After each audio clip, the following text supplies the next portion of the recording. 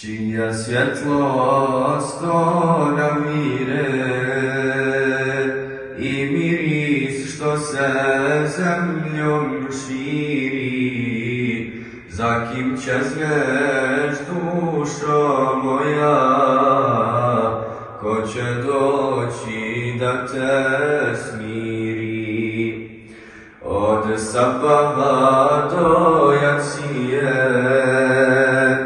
govori mi uzdah tvoj, ej mjeseče odabrani, ej najdraži gostu moj.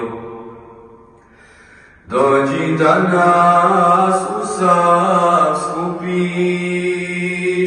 grijehe naše ti otkupiš, probudi nas na smijan, jer si mjesec Ramazan.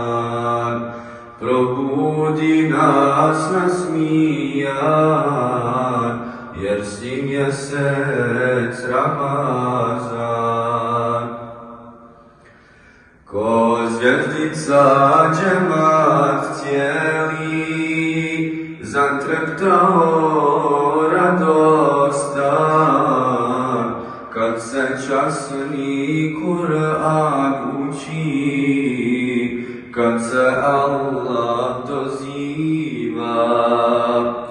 Od sehura do iftara, da se tebi predamo, tvoj magfiret i tvoj rahmet, gospodaru trebamo.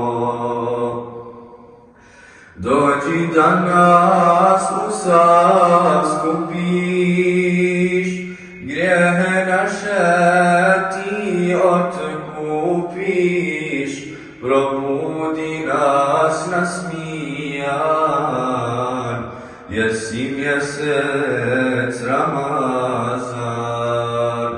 Probudi nas na smijan, jer si mjesec Ramazan.